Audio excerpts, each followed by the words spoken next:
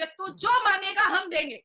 और ये है लल्लू पंजू बंदर छाप, सड़क छाप, मदरसा छाप, कि मस्जिद का डॉक्यूमेंट मांग लिया गया तो चोर की चोरी पकड़ा गई और दाढ़ी में तिनका पकड़ा गया, पूरी दाल काली निकल गई कि अब हाय हाय करके सीना पीटने लगे, मेरा इस्लाम खतरे में, मेरा इस्लाम खतरे में। ये बोलने से क्या होगा? भारत प्रूफ चाहता है, तूने प्रूफ मांगा राम अयोध्या और राम लल्ला के जन्म का और उस वहां के डॉक्यूमेंट्स का, हमने दिया। अब तू दे जामा मस्जिद का, तेरे बाप का जामा मस्जिद नहीं है। मेरा बस चले ना तो कूट कूट के उसी कब्रिस्तान में ठूस दूं मैं इन लोगों को। भाई ना कब्रिस्तान के अंदर से किसी को आना है और ना ही बाहर टहलने वाला आदमी कब्रिस्तान में कोई जाना चाहता है, तो भैया तुझे मार्बल और टाइल्स चाहिए क्यों कब्रिस्तान में? उसके हस्बैंड उसके साथ ब्लो जॉब करते थे, मुस्लिम। उसका यहाँ पर मैंने स्टिचेस करवाए थे डॉक्टर्स को बुला करके। ये है इस्लाम के मानने वाले मुसलमान। तो तुम कौन सा काफिर बोल रहे हो, किसको बोल रहे हो, कहां बोल रहे हो, क्यों बोल रहे हो? तुम्हारा कुरान कह रहा है एनिमीज ऑफ इस्लाम के बारे में इन लोगों का नाम ले रहा है, तो तुम हिंदुओं को काफिर क्यों बोल रहे हो? तुम्हारे कुरान ने नहीं बोला। पूरी दुनिया को यह बताने की कोशिश की है कि मुसलमान औरतें बहुत ही आवारा और बच्चलन होती हैं, जो अपने पीरियड्स का इंतजार करते रहती हैं कि पीरियड्स होगा और हम सेक्स करेंगे। क्या हम ऐसे हैं? हम ऐसे तो नहीं है कि मुझे तलाक से मुक्ति दे दो, मुझे मेंटेनेंस दिलवा दो। तब कांग्रेस ने क्या किया कि उनकी जुबान को बंद करने के लिए हर वो हथकंडे अपनाए जो उनको नहीं अपनाना चाहिए था। तो गेरवे कपड़े में अगर एक योगी महाराज मुसलमान औरतों के आंख के आंसू को पोंछ रहे हैं, तो प्रॉब्लम कहां पर आता है भैया? प्रॉब्लम कहां पर आता है? एक कानून की बात हो रही है, वो औरत, ये प्रॉफेट मोहम्मद कह रहे हैं कुरान में, वो औरत जो जो लीडरशिप करती है, वो देश, वो कंट्री, वो घर बर्बाद हो जाता है। वो तो हिंदू है, वो तो काफिर है। भैया जाग जाओ मुसलमानों, जाग जाओ। Enemies of Islam, enemies of Islam, Abu Jahl. मुझे लगता है कि मुझे तो उनको ही नमन करना चाहिए, उनको ही नमस्कार करना चाहिए, क्योंकि ये दाढ़ी टोपी वाले तो कहते हैं कि हमारी बेटी आवारा हो जाएगी पढ़ लेगी, हमारी बेटी बच्चलन हो जाएगी पढ़ लेगी, हमारी बेटी हिजाब में बंद रहे। तो भाई जो जो दाढ़ी टोपी वाले हैं वो तो ठरक ठरक की नजरों से ही बेटियों को देख रहे हैं, लेकिन योगी महाराज जी जो गेरवे कपड़े में है, वो तो बेटियों की सुरक्षा के बारे में बात कर रहे हैं, वो तो बेटियों को सेफ और सिक्योर करने की बात कर रहे हैं। तो आज अगर उन्होंने एक कानून की बात कही है तो ये तो खूबसूरत है ना। क्या मेरा मुंह का बदबू लो, फूक लो, तुम्हारा जिन भाग जाएगा? भैया ऐसा जिन्नात तो तेरे सर का मैं डंडा मार के भगा दूं। एक चीज आप भूल गई है, सबसे महंगी जगह पे मदरसा और कब्रिस्तान बना देते हैं, वो आप कब्जा माफिया को भूल गई हैं। हेलो फ्रेंड्स, अस्सलाम वालेकुम, नमस्ते, सत श्री अकाल, और आप देख रहे हैं मेरा खास शो डिबेट विद शाइला। आज हम बात करेंगे उत्तर प्रदेश से योगी आदित्यनाथ की, जो हमेशा सुर्खियों में रहते हैं अपने लॉ एंड ऑर्डर की वजह से। हम बात करेंगे एक दफा फिर उत्तर प्रदेश में मुसलमानों पर एक बहुत बड़े जुल्म की आवाज उठाई जा रही है। खैर ये जुल्म तो नहीं है, लेकिन खैर मुसलमान शरिया से बाहर नहीं आना चाहते और शरिया ने मुसलमानों को बहुत मजबूती से जकड़ रखा है। यूनिफॉर्म सिविल कोड लाने से पहले ही योगी आदित्यनाथ ने एक कानून को ड्राफ्ट करके गवर्नर के पास भेज दिया और कहा है कि उत्तर प्रदेश के अंदर सबके लिए एक कानून चलेगा। मुसलमान इस बात को लेकर बहुत ज्यादा गुस्सा है उत्तर प्रदेश में, क्योंकि शरिया और मुसलमान एक ही हैं। आज हम इसी पे बात करेंगे नाज़िया इलाही खान के साथ, जो एडवोकेट हैं, और अच्छे से समझाएंगी क्या वाकई ये मुसलमानों पर जुल्म है या मुसलमानों के भले की बात की जा रही है। Thank you so much Nazia ji मुझे ज्वाइन करने के लिए। Thank you so much Shaila. आपके पास हमेशा योगी महाराज जी का कोई ना कोई टॉपिक आ ही जाता है, और मैं देखती हूँ कि पाकिस्तानी चैनल से सिर्फ एक शैला खान ही है जो नाजिया इलाही खान को योगी महाराज के द्वारा टारगेट करने की कोशिश में लग जाती है। चलिए थैंक यू सो मच ये टारगेट के लिए। अब मैं आपको बताऊंगी, पहले मैं स्टार्ट करूंगी कुछ इतिहास से। पहली बात, एक बार भगवान राम ने ना श्री अर्जुन से कहा कि दीवार पर एक ऐसी बात लिखो जिससे दुखी आदमी खुश हो जाए और खुश आदमी दुखी हो जाए। तो एक सेकंड का भी श्री अर्जुन ने एक सेकंड का भी वक्त नहीं लिया और उन्होंने लिखा कि ये वक्त बदलेगा जरूर। तो भगवान राम तो मतलब खुश हो गए। उन्होंने कहा कि ऐसा वर्ड तुमको आया कैसे दिमाग में, और इसका अर्थ बताओ। तो उन्होंने कहा, श्री अर्जुन ने कहा भगवान राम जी को कि जो जो लोग अभी बहुत खुश हैं वो दुखी हो जाएंगे कि मेरा अच्छा वक्त चला जाएगा, और जो लोग बहुत दुखी में हैं वो लोग खुश हो जाएंगे कि उनके अच्छे वक्त आने वाले हैं। तो इसलिए मैंने ये लिखा कि ये वक्त भी चला जाएगा। तो देखिए सनातन धर्म हमें बहुत खूबसूरत खूबसूरत बातें बताती है, बहुत अच्छी अच्छी बातें बताती है। अब मैं आपको बात कहती हूँ कि अगर महिलाओं की सुरक्षा, महिलाओं के इक्वल राइट्स, मुस्लिम महिलाओं की पीड़ित को दूर करने के लिए, उनके आंख के आंसू को दूर करने के लिए, उनको बराबरी का दर्जा देने के लिए अगर योगी महाराज जी काम कर रहे हैं, तो मुझे लगता है कि चुल्लू भर पानी में डूब करके तमाम मुल्ला मौलवियों को और असदुद्दीन अवैसी जी को मर जाना चाहिए, सुसाइड कमिट कर लेना चाहिए कि उन्होंने उनके धर्म की मुस्लिम महिलाओं के बारे में नहीं सोचा। जो पहला जो कर्तव्य था वो मुसलमान धर्म पर था कि हमारी महिलाएं क्यों इतनी सिसक रही हैं, उनकी आंखों में इतनी आंसू क्यों आ रही है, वो इतनी परेशान क्यों हो रही हैं, ये मुसलमान धर्म ने नहीं सोचा महिलाओं के लिए। अब मैं आती हूँ 1984 में, जब शाहबानो और सायरा बानो ने सुप्रीम कोर्ट में गुहार लगाई थी कि मुझे तलाक से मुक्ति दे दो, मुझे मेंटेनेंस दिलवा दो, तब कांग्रेस ने क्या किया कि उनकी जुबान को बंद करने के लिए हर वो हथकंडे अपनाए जो उनको नहीं अपनाना चाहिए था, जो एक औरत की गुहार को सुनना चाहिए था, उसके दर्द को समझना चाहिए था। पर कांग्रेस के वक्त में मुसलमानों ने, इमाम बुखारी ने या किसी ने भी, किसी मुसलमान से लेकर के कांग्रेस की पार्टी ने नहीं सुना। तो गेरवे कपड़े में अगर एक योगी महाराज मुसलमान औरतों के आंख के आंसू को पोंछ रहे हैं, तो प्रॉब्लम कहां पर आता है भैया? प्रॉब्लम कहां पर आता है? एक कानून की बात हो रही है, मैं पूछना चाहती हूँ कि अगर एक कानून में इक्वल राइट ऑफ प्रॉपर्टी मुस्लिम महिलाओं को मिल जाए, जो हमारे शरिया के हिसाब से, हमारे कुरान के हिसाब से हमें 1% मिलता है, तो इसमें बुरी क्या बात है? मैं पूछना चाहती हूँ तमाम मुसलमान पाकिस्तान की औरतों से और हिंदुस्तान की औरतों से, मुस्लिम औरतों से, कि अगर डिवोर्स जो है वो कानूनी तरीके से हो और मुंह पे तलाक ना चिपकाया जाए और बेआबरू करके बच्चे के साथ बाहर रोड पर ना निकाल दिया जाए, तो इसमें बुरा क्या है? इंस्टेंट ट्रिपल तलाक हमारी मुशक्कत से जरूर बंद हुआ है, पर कुरान ने तलाक देने के बहुत सारे तरीके बता करके रखे हैं मुसलमान पुरुषों को। तो जब इंस्टेंट ट्रिपल तलाक सुप्रीम कोर्ट से हमने बंद करवाया, तो कूद पड़ा मेंढक की तरह मुसलमान मर्द और खुदक करके चला गया कुरान के हवाले से तलाक देने के लिए, क्योंकि तलाक देने की बड़ी जिद रहती है, बड़ी ठरक रहती है मुसलमान मर्दों को। अब मैं कहती हूँ कि प्रॉफिट मोहम्मद ने अगर अडॉप्टेड बेटे की बीवी से शादी कर लिया, तो क्या हम में से कोई भी बच्चा अडॉप्ट नहीं कर सकता है? कई ऐसी महिलाएं हैं जिनको बच्चा नहीं होता है, कई ऐसी औरतें हैं जो किसी डिजीज की वजह से, किसी परेशानी की वजह से बच्चा नहीं पैदा कर पाती हैं। मैं अपने बारे में बात कर देती हूँ कि मैं इतने ज्यादा काम में बिजी रहती हूँ कि मैं दूसरा बच्चा पैदा करने के बारे में, और मेरे पास पति नहीं है, शौहर नहीं है, खाविंद नहीं है, पर मुझे शौक होता है कि मैं एक बच्चा अडॉप्ट कर लूं, तो मैं इस्लाम के दायरे की वजह से बच्चा अडॉप्ट नहीं कर पा रही हूँ। तो अगर एक कानून मुझे इस चीज की अनुमति देता है कि मैं बच्चा अडॉप्ट कर सकूं, किसी गरीब का बच्चा मैं गोद में उठाकर ले आऊं, कोई बच्चा जो अनाथालय में रह रहा है, जिसके पास माँ बाप नहीं है, परिवार नहीं है, अच्छी अच्छी जिंदगी नहीं है, मैं उसको उठा करके मैं उसको अच्छी जिंदगी दे दूं, अपना नाम दे दूं, तो ये कौन सा गुनाह है भाई? कैसा इस्लाम है ये? जो जो इंसानियत को दिखाने से भी हमें पीछे फेंकता है, कौन सा इस्लाम है ये? तो मुझे लगता है कि ऐसा कानून बहुत अच्छा है। अब बात आती है एज ऑफ मैरिज की। भाई मुसलमान पुरुष जितने भी हैं, मौलवी, मुल्ला, असदुद्दीन अवैसी, उनकी गैंग और ये पाकिस्तान के मुसलमान औरतों को टकटकी लगाकर देखते रहते हैं। ओ बड़ी हो गई, ओ अच्छा इसका शरीर बढ़ गया, ओ इसको तो पीरियड्स हो गया, अब तो इसका निकाह हो जाना चाहिए और हमें इसको बिस्तर पे इस्तेमाल कर लेना चाहिए। तो अगर एज ऑफ मैरिज एक मैच्योरिटी पर जा रहा है एक कानून के द्वारा, तो मुझे लगता है कि बुरी बात तो नहीं है।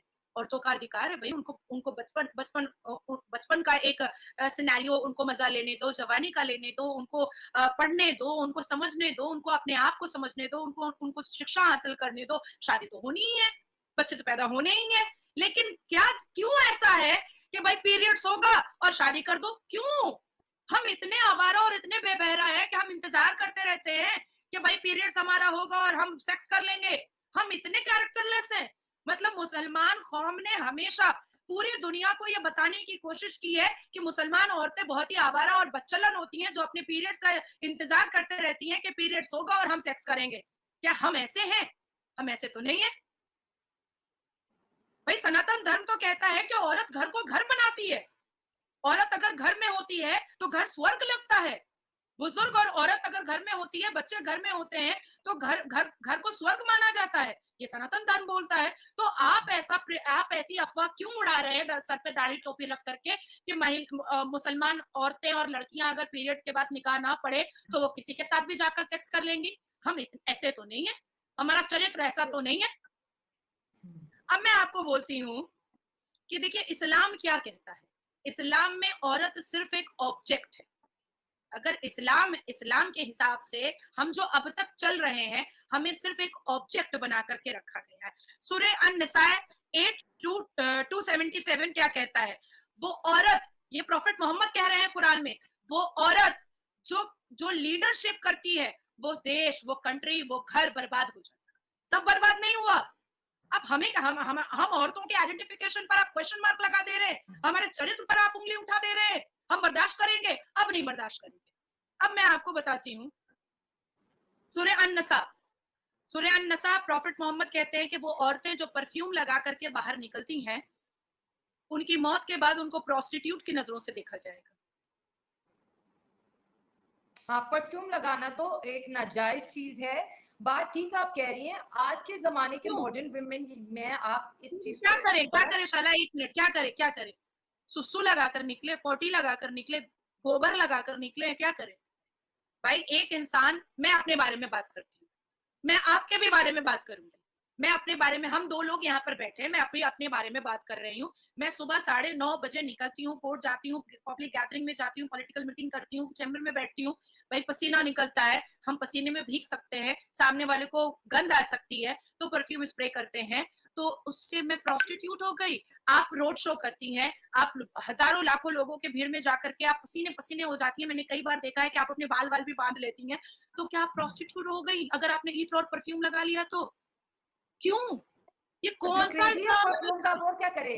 नहीं, जो क्रेजी है परफ्यूम लगाने का वो क्या करे? ऑन दी अदर हैंड, नहीं, ऑन दी अदर हैंड, मर्द, यही कुरान कह रहा है और यही सूरा कह रहा है कि मर्द लगा सकते हैं। हाँ, मर्द लगा सकते, यही मर्द कुरान कितना और लगा यही सूरा सकता कह है? रहा है, मर्द लगा सकते हाँ, मर्द हैं। लगा ठीक है? सकता है। अच्छा, योगी एक चीज महाराज है। जी ने कानून की हाँ। बात कही। अब असदुद्दीन अवैसी मुसलमान, पाकिस्तान सबको बहुत बुरा लग गया, अरे अरे गेरुआ कपड़ा पहन करके योगी महाराज जी ने इतनी बड़ी बात कह दी, वो तो हिंदू है, वो तो काफिर है। भैया जाग जाओ मुसलमानों, जाग जाओ। Enemies of Islam, enemies of Islam, Abu Jahl, Abu Lahab, Hind bint Utba, Wahshi slave and Abu Sufyan of Mecca, enemies of Islam. यहाँ तो नहीं लिखा हुआ है, यहाँ तो किसी हिंदू का नाम नहीं लिखा हुआ है। ये तो कुरान कह रहा है एनिमीज ऑफ इस्लाम। तो तुम कौन सा काफिर बोल रहे हो? किसको बोल रहे हो? कहाँ बोल रहे हो? क्यों बोल रहे हो? तुम्हारा कुरान कह रहा है एनिमीज ऑफ इस्लाम के बारे में, इन लोगों का नाम ले रहा है, तो तुम हिंदुओं को काफिर क्यों बोल रहे हो? तुम्हारे कुरान ने नहीं बोला। सही बात है। ये मैं चीज बताती हूँ आपको एक, नाज़िया जी। जब मैं रोड शो पे जाती हूँ बेसिकली, हम मैं कल जो मैंने देखा, मैं बहुत ज्यादा डर गई। महंगाई, क्योंकि हम कानून के ऊपर बात आएंगे, यूनिफॉर्म सिविल कोड पे और शरिया की अगर हम बात करेंगे। अगर मैं इंडिया के मुसलमानों और यहाँ की पॉलिटिक्स क्या है मैं कभी आई नहीं, लेकिन जो मैंने ऑब्जर्व किया है, सियासत को दीन के साथ ऐसा जोड़ दिया है, ऐसा मटेरियल बना दिया है कि मैं कहती हूँ अल्लाह के नबी के नाम पे, खाना काबा मक्का मदीना के नाम पर वोट मांगा जा रहा है लोगों को, जिसे एक्सट्रीम किया जा रहा है। और मैं कहती हूँ कि लोग हमारे मुआशरे में, ये मर्द हमारे घरों में जाएंगे, ये क्या हाल करेंगे विमेंस का, मुझे नहीं पता है। लेकिन शरिया के बगैर मर्द कहता है ऐसे जैसे मेरे तन पे कपड़ा नहीं, शरिया के बगैर एक औरत ऐसे जैसे वो आज पैदा ही नहीं हुई। हमारा हर चीज शरिया के अंदर धस चुका है। जैसे योगी आदित्यनाथ की बात, उन्होंने कहा कि कोई शरिया नहीं है, एक कानून चलेगा। तो मुसलमान तो शरिया के बगैर ऐसे जैसे उसने कपड़ा ही नहीं पहना होगा। तो ये भारत के अंदर मुसलमान कैसे चलेंगे? वो तो किसी अंग्रेजी कानून को नहीं मानते, किसी भारतीय कानून को नहीं मानते, उनको तो इंसाफ सिर्फ शरिया में ही दिखता है। अब शरिया नहीं होगा तो मुसलमान कहाँ जाएगा? और वो जो मुस्लिम वक्फ बोर्ड है वो कहाँ पर जाएगा? और ऐसे बहुत से इदारे जो स्पेसिफिकली मुस्लिम लोगों के लिए बनाए गए, अब तो कानून एक आ गया, तो आपने कितने लोगों को बेरोजगार कर दिया, ये जरा सोच लें आप। कितने मौलाना को बेरोजगार कर दिया, किसने कितनी कहा? ऑर्गेनाइजेशन को बंद कर दिया। किसने कहा? हाँ। ये शरिया लॉ और मुसलमान जो है वो ब्रिटिश को नहीं मानते। British Raj, the British Raj passed Shariat Act 1937 with Jinnah is followed in India in matters related to marriage, divorce and succession among Muslim. 1937 का जो शरिया लॉ बनाया हुआ है, जो आपके पाकिस्तान में और हमारे हिंदुस्तान में चलाने के लिए चूड़ियां तोड़ रहे हैं मुल्ला मौलवी, चूड़ियां तोड़ रहे हैं, अपने सिंदूर उजाड़ रहे हैं। क्यों? इसलिए क्योंकि उनको ब्रिटिश का बनाया हुआ और जिन्ना के कन्फ्रंटेशन से और डिस्कशन से ब्रिटिश और जिन्ना का बनाया हुआ शरिया लॉ ही पसंद है, क्योंकि उसमें महिलाओं को अत्याचार करने की बात कही गई है। क्योंकि उस 1937 के शरिया लॉ में ब्रिटिश और जिन्ना ने महिलाओं को डिप्राइव करना, एड़ियों में कुचलना, महिलाओं को कैद करना, महिलाओं को आवारा बच्चलन बोलना, मुस्लिम महिलाओं के कैरेक्टर को खराब साबित करना, उनको उनको लूज कैरेक्टर साबित करना, यही सारी चीजें लिखी हुई हैं। इसीलिए मौलवी मुल्लाओं को पसंद आता है, यही वजह है कि मौलवी मुल्ला पसंद करते हैं। आप सोचो, अगर कोई मुसलमान मुझे लौंडिया बोलता है तो मैं तो उसके ऊपर आईपीसी की धारा 500 पर मैं केस कर दूंगी। अगर लिख कर देता है तो 501 पे मैं केस कर दूंगी। और कुरान लिख रहा है तो गलत है ना, इसलिए एक कानून की बात कही जा रही है ना। आज एक मुसलमान मर्द मुझे कह दिया ए लौंडिया इधर सुन, तो भाई वो तो कहेगा अरे हमारे इस्लाम में तो प्रॉफिट मोहम्मद लौंडिया बोलते थे, तो मैंने बोल दिया तो क्या हो गया। बट सुनना लौंडिया, इट्स वेरी डिफॉर्मेटरी ना, इट्स वेरी वल्गर ना।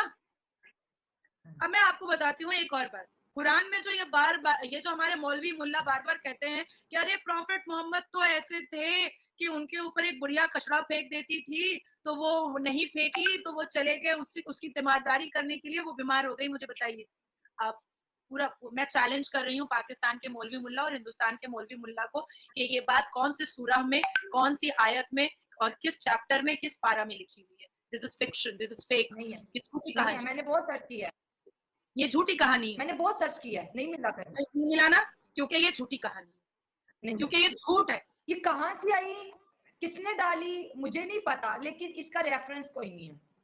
नहीं होगा क्योंकि ये झूठी कहानी है।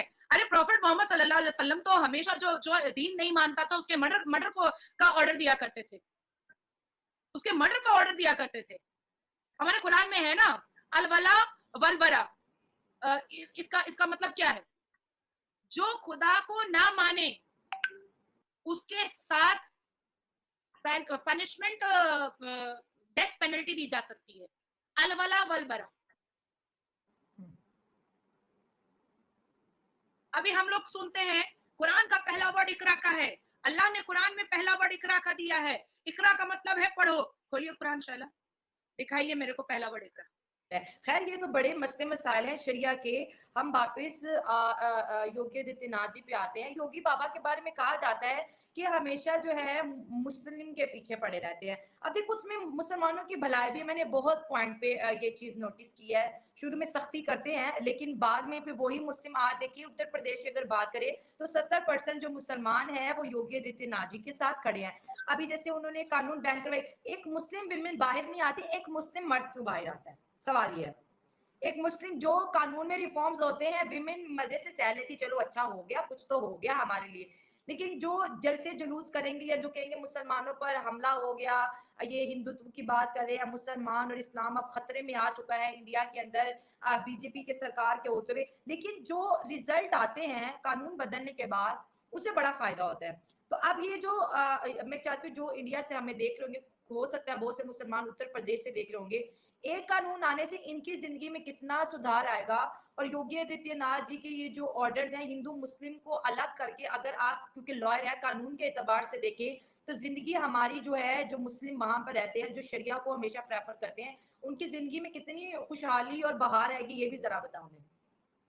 देखिए जितनी भी मुस्लिम महिलाएं हैं, 67.2% मुस्लिम महिलाओं ने पूरे एंटायर दी इंडिया वोटिंग की है यूसीसी के सपोर्ट में।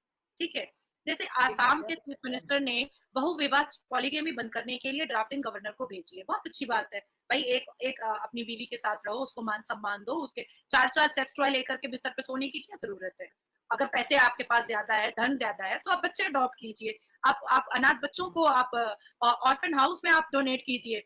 बहुत खूबसूरत बात कही गई है। अब उत्तर प्रदेश की बात मैं कहती हूँ, लव जिहाद एक्ट आया, तो बहुत खूबसूरत एक्ट आया कि भैया ठीक है, अगर आपको हिंदू लड़की से शादी करनी है, आप माँ बाप को लेकर के थाना जाइए, थाना में जाकर के आप बात कीजिए, माँ बाप राजी है हिंदू बच्ची का, आप करिए, स्पेशल मैरिज एक्ट के हिसाब से आप करिए। धाराएं हैं भाई, कानून है।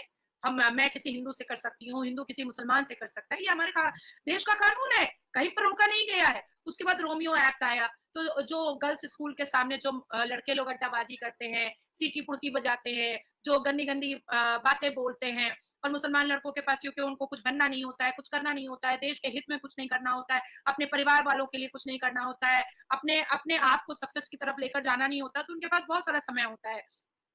एक स्कूटी ले लेते हैं और उसके बाद फिर गर्ल्स स्कूल और गर्ल्स कॉलेज के सामने बैठ जाते हैं। तो इन चीज़ों को बैन करने के लिए, इस चीज़ों को कंट्रोल करने के लिए योगी महाराज जी ने रोमियो एक्ट निकाला कि कोई भी सीसीटीवी कैमरा में दिख गया कि girls school, girls college, girls academy के बाहर कोई अड्डा मार रहा है, वो इमीडिएट अरेस्ट हो जाए। तो ये क्या गलत हुआ है? अगर एक योगी महाराज जी गेरवे कपड़े में अगर योगी महाराज जी मुस्लिम महिलाओं से लेकर के हर धर्म की महिलाओं और बेटियों की सुरक्षा की बात करते हैं और वो कदम उठाते हैं जिससे हमारे देश की बेटियां सुरक्षित रहे, तो मुझे लगता है कि मुझे तो उनको ही नमन करना चाहिए, उनको ही नमस्कार करना चाहिए। क्योंकि ये दाढ़ी टोपी वाले तो कहते हैं कि हमारी बेटी आवारा हो जाएगी, पढ़ लेगी, हमारी बेटी बदचलन हो जाएगी, पढ़ लेगी, हमारी बेटी हिजाब में बंद रहे। तो भाई जो जो दाढ़ी टोपी वाले हैं वो तो ठरक की नजरों से ही बेटियों को देख रहे हैं, लेकिन योगी महाराज जी जो गेरवे कपड़े में है वो तो बेटियों की सुरक्षा के बारे में बात कर रहे हैं, वो तो बेटियों को सेफ और सिक्योर करने की बात कर रहे हैं। तो आज अगर उन्होंने एक कानून की बात कही है तो ये तो खूबसूरत है ना। अभी मैं शैला आपको बोलती हूँ कि ये जो जिन्ना और ब्रिटिश का बनाया हुआ 1937 का शरिया लॉ है, तो शरिया तो ये भी कहता है ना कि एडल्ट्री अगर कोई मुसलमान लड़का करे तो भाई उसको उसका औजार काट दो बीच बीच सड़क पर खड़ा करके, तब तो नहीं करते हैं। तब तो ये मौलवी मुल्ला पैसे दे के छोड़ देते हैं, हमारे यहाँ तो छोड़ देते हैं, पैसा दे और जाओ फिर घर जाओ, और यहाँ यहाँ सीधा चले आएंगे, फिर कन्वर्ट हो जाएंगे इंडिया के कानून पर। नहीं नहीं ठीक है, कानून जो समझेगा वो करेगा। भाई चोरी करने की सजा शरिया लॉ में ढेला मारने की है, सीटी बजाने की सजा, जना करने की सजा, बहुत सख्त सजाएं हैं शरिया में, कुरान के हिसाब से बहुत सख्त सजाएं हैं। तो आप मर्दों को क्यों नहीं सजा देते हैं शरिया के हिसाब से? आप औरतों को क्यों चलाने की बात करते हैं शरिया के हिसाब से? सिर्फ औरतों को चलाइएगा शरिया के हिसाब से, मतलब इस्लाम को सालों से 1500 साल से सिर्फ औरतें ही सेव कर रही हैं, मर्द तो सेव नहीं कर रहे हैं। बिल्कुल। तो भाई अब बारी आई है कि दोनों मिलके सेव करते हैं, इक्वल राइट। अब चीखें निकल रही हैं, तो चीखें निकल रही हैं, दर्द हो रहा है। और एक वजह मैं आपको बताती हूँ कि ये शरिया के नाम पर ना हमारे देश में या आपके देश में मौलवी मुल्लाओं ने बड़ा कमाया है, बड़ा नोट छापा है इन्होंने, बड़ी जबरदस्त कमाई की है इन्होंने। पढ़ते लिखते तो है नहीं, अरबी पढ़ना नहीं आता, इंग्लिश पढ़ना नहीं आता है, एकेडमिक क्वालिफिकेशन नहीं है, 4 लाइन अरबी में बोल दीजिएगा नहीं समझ पाएगा। ये यही सड़क छाप और मदरसा छाप लुंगी वाला, बिना चड्डी वाला जब जाता है ना दुबई वगैरह, तो अरबी में लिखे हुए पकाने को भी ना चूम लेता है। बैतुल खुला भी लिखा रहता है ना तो उसको भी चूम लेता है कि ये कोई दुआ लिखी हुई है। तो इनको जब कुछ भी नहीं पता है, इनको कुछ भी नहीं आता है, तो आज जब शरिया लॉ ही हट जाएगा तो इनकी दुकान चलेगी कैसे? बहुत मुश्किल है। तो हलाला सेंटर भी तो खोल रखे हैं ना, वो भी अरे सिर्फ हलाला सेंटर नहीं खुला है, हलाला सेंटर खुला है, उसके बाद निकाह सेंटर खुला हुआ है, उसके बाद तलाक सेंटर खुला हुआ है, उसके बाद फिर पॉलीगेमी सेंटर खुला हुआ है, बहुत सारे सेंटर्स हैं इनके। उसके बाद कटोरा लेकर खड़ा हो जाता है भीख मांगने के लिए, ये मदरसा है हमको फितरा दे दीजिए, ये मदरसा है हमको ज़कात दे दीजिए। खट के कमाना नहीं आता है मौलवी मुल्लों को, ये सिर्फ दाढ़ी और टोपी इनका इनका ढोंग है, ये गिरगिट है, इनका रंग अंदर कुछ और है और बाहर कुछ और है। ये दाढ़ी के अंदर ना बड़े अय्याश हैं। और एक चीज तो मिस कर दिया, ये दाढ़ी के ऊपर जो है ये दिखाते हैं कि देखो देखो मैं मौलाना हूँ, मेरा मेरा मुंह का बदबू लो, फूक लो, तुम्हारा जिन भाग जाएगा। भैया ऐसा जिन्नात तो तेरे सर का मैं डंडा मार के भगा दूं। एक चीज आप भूल गई है, सबसे महंगी जगह पे मदरसा और कब्रिस्तान बना देते हैं, वो आप कब्जा माफिया को भूल गई हैं? अरे लैंड माफिया, वक्फ बोर्ड क्या बोलेगा सरकार को? सुनो अभी तो बहुत इंटरेस्टिंग टॉपिक है। क्या बोलेगा सरकार को? हमारे कब्रिस्तान क्या इंटीरियर बहुत अच्छा होना चाहिए। मेरा बस चले ना तो कूट कूट के उसी कब्रिस्तान में ठूस दूं मैं इन लोगों को। भाई ना कब्रिस्तान के अंदर से किसी को आना है और ना ही बाहर टहलने वाला आदमी कब्रिस्तान में कोई जाना चाहता है। तो भैया तुझे मार्बल और टाइल्स चाहिए क्यों कब्रिस्तान में? क्यों चाहिए तुझे कब्रिस्तान में मार्बल और टाइल्स? तू करोड़ों रुपए का फंड क्यों पास करवाता है कब्रिस्तान के लिए? तो क्यों नहीं कहता है कि हमारे देश की मुसलमान बेटियां पढ़ना चाहती हैं, उनके लिए गर्ल्स कॉलेज खोलिए, उनके लिए गर्ल्स यूनिवर्सिटी खोलिए। एक मुसलमान भी कभी नहीं बोलता है हिंदुस्तान या पाकिस्तान का कि सरकार को मेरी बेटियों को हर साल 500 बेटियों को आईपीएस बनाना पड़ेगा, आईएएस बनाना पड़ेगा, डॉक्टर बनाना पड़ेगा, स्कॉलरशिप देना पड़ेगा। कभी बोला? कोई मुल्ला मौलवी बोला? कब्रिस्तान के लिए, मदरसा के लिए, क्योंकि मदरसे में ये अनल सेक्स करते हैं छोटे छोटे बच्चों के साथ, छोटी छोटी बच्चियों के साथ छेड़छाड़ करते हैं, 9 साल की बच्ची के साथ छेड़छाड़ करते हैं और उसके बाद कहते हैं अरे यही मेरे ऊपर कूद गई थी। भाई साहब, ऐसे ऐसे मुल्ला और मौलवियों के मुंह में ना पखाना लगा करके रोड पे नचाना चाहिए इनको। 9 साल की बच्ची जिसको सही से अपनी आइडेंटिफिकेशन का इल्म नहीं होता है कि वो बड़े होकर के कैसी दिखेगी, वो है क्या, वो बच्ची, उसका उसका मैच्योर माइंड नहीं होता है, वो तेरे ऊपर कूद गई, तेरी लंबी लंबी खौफनाक दाढ़ी पर कूद गई, ये कैसे हो सकता है? या बच्ची कूद गई या फिर शैतान ने कर दिया, इन्होंने कुछ नहीं किया, शैतान ने कर दिया। शैतान भी कहता होगा कि अब वो भी इल्जाम मेरे ऊपर लग रहे हैं जो मैंने नहीं किए, मतलब इनको देखिए, अरेस्ट भी कर लो तो माफ कर हमारे दो, इस्लाम शैतान ने में कर ना, दिया। पहला हमारे इस्लाम में शैतान भी मर्दों पर मेहरबान है और इस्लाम भी मर्दों पर मेहरबान है। शैतान इनके सर पर चढ़ता है तो ये छोटी बच्चियों का बलात्कार करते हैं, इस्लाम इनके सर पर चढ़ता है तो ये 4 शादी करते हैं और हलाला करते हैं। तो सोचिए, शैतान भी मेहरबान और इस्लाम भी मेहरबान। भैया, ऐसा शैतान और जिन्नात भी भगाना पड़ेगा। और ठीक योगी महाराज जी कर रहे हैं कि ऐसे ऐसे इस्लाम वाले लोगों का एकदम टाइट कर रहे हैं रस्सी, और एक कानून पर यह हिंदुस्तान भी चलेगा आने वाले वक्त पे। उत्तर प्रदेश और आसाम तो चलने के लिए अपनी दौड़ ही चुका है, ड्राफ्टिंग गवर्नर हाउस आ ही चुकी है, 2-4 दिन में कमेटी संगठन हो जाएगी और 2-4 हफ्ते में ये कानून लागू हो जाएगा। मैं तो कह रही हूँ कि सारे मुल्ले के हाथ में चूड़ी पहना दो, चूड़ी तोड़ेंगे, बड़ा मजा आएगा मुझे।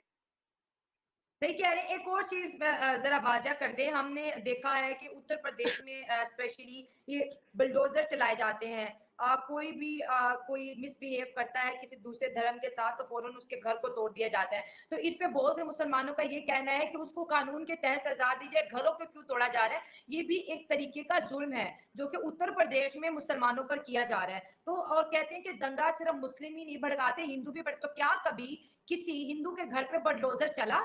ये सवाल मुझे एक ईमेल में आया था, कहते आप पूछे जो आपके शो में आते हैं कि क्या कभी किसी हिंदू के घर पे बुलडोजर चला है, आपको जवाब मिल जाएगा। चले, मैं आपको शैला इसका पूरा डिटेल पहले बताती हूँ।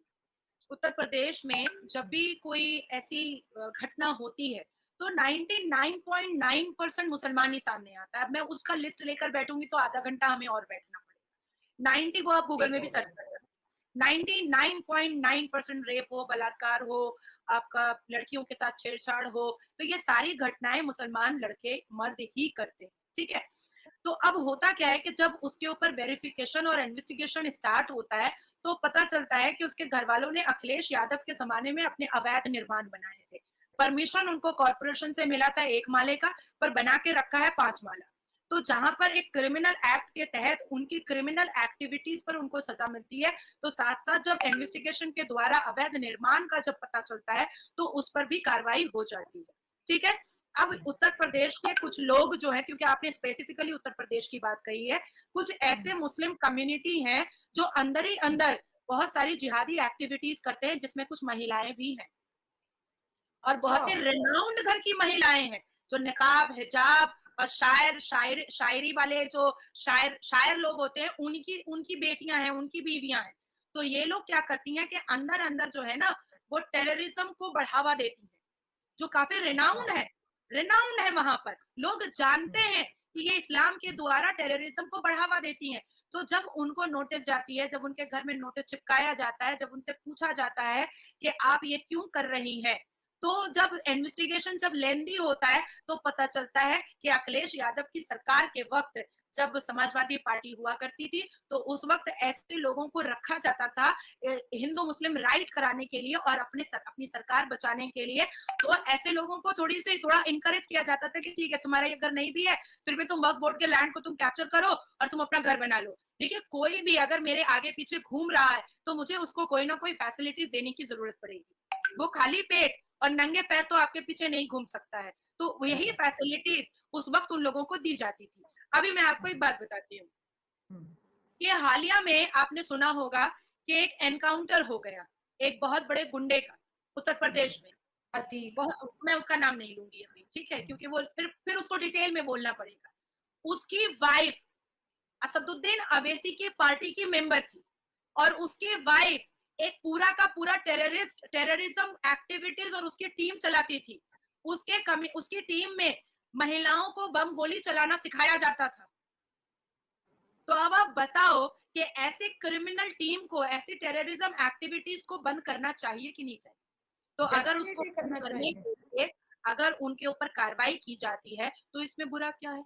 मैंने आपसे ही लास्ट सेशन में एक बात कही थी कि असदुद्दीन अवैसी जी ने राम मंदिर के दस्तावेज मांगे थे, कानूनी दस्तावेज और प्रॉपर्टी के दस्तावेज मांगे थे। तो हमारे योगी महाराज जी ने क्या किया था कि उसको सोशल साइट पे ही छोड़ दिया था कि तुम सिर्फ क्यों देखोगे, पूरी दुनिया देख सकती है। अब अब यही असदुद्दीन अवैसी और यही मुसलमान धर्म के ठेकेदार, जब जामा मस्जिद का इनसे डॉक्यूमेंट्स मांगा गया है, तो ये हाय हाय हाय हाय कर रहे हैं। क्यों कर रहे हो भैया? तुमने मंदिर का डॉक्यूमेंट मांगा ना, तुमको दिया गया ना। ये है हमारे सनातन धर्म के शेर कि तू जो मांगेगा हम देंगे। और ये है लल्लू पंजू बंदर छाप, सड़क छाप, मदरसा छाप कि मस्जिद का डॉक्यूमेंट मांग लिया गया तो चोर की चोरी पकड़ा गई और दाढ़ी में तिनका पकड़ा गया, पूरी दाल काली निकल गई कि अब हाय हाय करके सीना पीटने लगे, मेरा इस्लाम खतरे में, मेरा इस्लाम खतरे में। ये बोलने से क्या होगा? भारत प्रूफ चाहता है। तूने प्रूफ मांगा राम अयोध्या और राम लल्ला के जन्म का, और उस वहां के डॉक्यूमेंट्स का हमने दिया। अब तू दे जामा मस्जिद का, तेरे बाप का जामा मस्जिद नहीं है।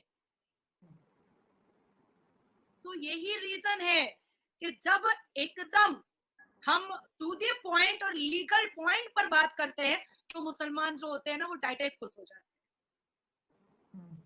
सही कह रहे हैं। और एक कानून से बड़े फायदे हैं। हम तो जाहिर है स्पेशली विमेंस की बात करते हैं। नाज़िया इलाही खान जब भी आती हैं, वो हमेशा एक वर्किंग लेडी है, विमेंस को बहुत सपोर्ट करती है। हम मेरी चैनल से भी हमेशा यही आवाज होती है रोते जो हुए दिखाया शायद, मैं हर रोज अपने चैम्बर में ना महिलाओं, मुस्लिम महिलाओं को रोते हुए देखी, सिसकते हुए देखी हूँ, कलपते हुए देखी हूँ। मैंने कभी एक केस के बारे में डिस्कस नहीं किया है, पर आज मैं डिस्कस करना चाहूंगी।